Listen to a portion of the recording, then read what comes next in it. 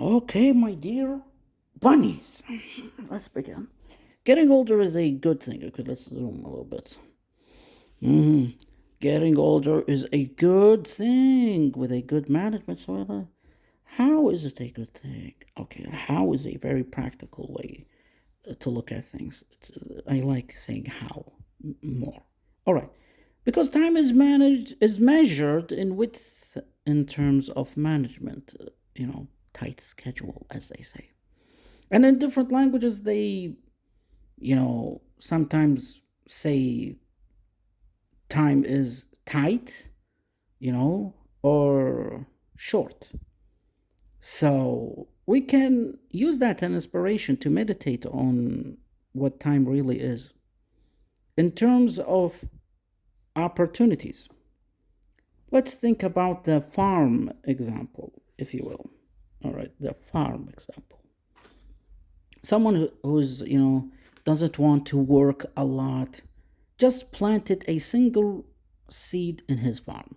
And the other farmer planted a lot of seeds, took his time to study. This seed is best to be, planted in this area, the other one in that corner. And this tree, we need to, make sure that it has this and that. Took his time studying every seed, every plant, everything. And then they both waited for a month. Which one will have better satisfying, results? The one who took his time, who realized that slowing down, slow equals fast. Slowing down can increase the certainty of how. You hear that? It's my stomach. I'm very hungry. Okay. Slowing down can increase the machine that you want to reward you. In terms of management, I'm talking the machine, the managerial machine, if you will. When you know how to be more opportunistic, when you know how to better invest, because everything we do, we actually trade not just time. We say, "Oh, I traded my time watching this video. I traded my time waiting on this or that." What really matters to people is their effort. And that's what really is when you like listen to these self-help coaches saying get out of the comfort zone. And sometimes some may confuse that with facing your fears. The opposite of comfort is never fear. You can actually have something that you feel completely secure with, but you just don't want to invest effort. Probably you're not really convinced that it is that rewarding to begin with. So I think that willpower is fueled by solid calculations, not just, this whole, thing that we cannot express. I think everybody is willing to do what is right in terms of eating well, exercising, doing all of these nice, good things in life. But the thing is that we need to motivate ourselves by making better calculations in terms of our life. And after that, when you took your time and, let's say, metaphorically planted your seeds in your farm, and you made sure that everything is set, you're going to instinctively not command yourself to slow down, but you will just allow it, and it won't want to slow down. And when they say slow down, take your time to smell the flowers, kind of a deal, you will just grab a flower and smell it. Easement of mind sometimes needs effort, not just avoidance or minimalism all the time. You know, Sometimes you really need to have a very strategic effort that rewards you in the future.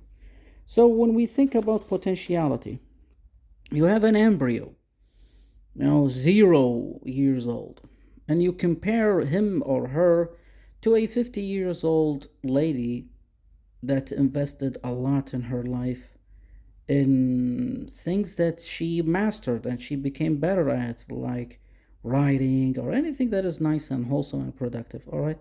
So in the future, in her 60s, she's going to have more certain opportunities, and she's going to unlock more potential in her life, way more than the others.